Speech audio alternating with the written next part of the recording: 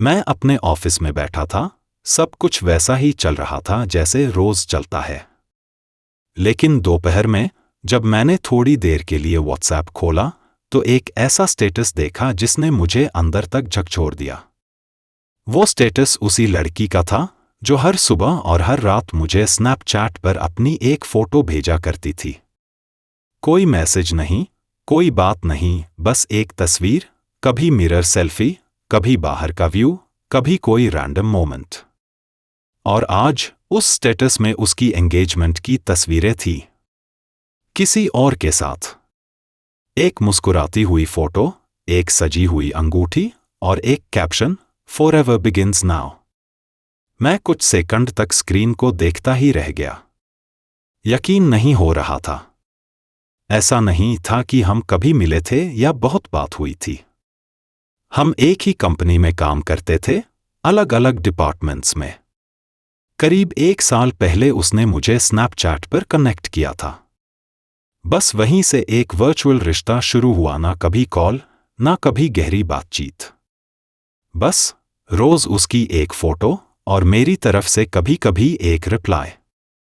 धीरे धीरे ये एक आदत बन गई थी। सुबह उठते ही स्नैपचैट खोलकर उसकी फोटो देखना और दिन खत्म भी उसकी फोटो के साथ करना। कभी सोचा नहीं था कि ये चीज इतनी गहराई से मुझ पर असर डाल रही है। पर आज जब उसकी एंगेजमेंट देखी तो एक अजीब सी फीलिंग आई। दिल बहुत भारी हो गया। समझ ही नहीं आया कि मैं किस बात पर रो रहा हूं। क्या मैं उसे चाहता था? शायद नहीं। क्या मैंने कभी उससे कुछ एक्सपेक्ट किया? शायद हां। बस थोड़ी सी एक्नॉलेजमेंट। लेकिन असली सवाल यह था कि क्या मैं उससे जुड़ा था या उसकी मौजूदगी से? मैंने खुद से बहुत देर तक यही पूछा। काम पर ध्यान नहीं लग रहा था, बार बार दिमाग उसी स्टेटस पर जा रहा था।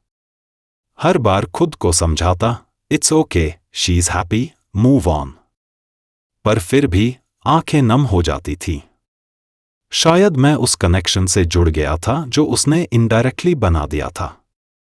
वो कभी कुछ बोली नहीं, पर उसकी डेली प्रेजेंस स्नैपचैट पर एक कंफर्ट जोन बन गई थी मेरे लिए।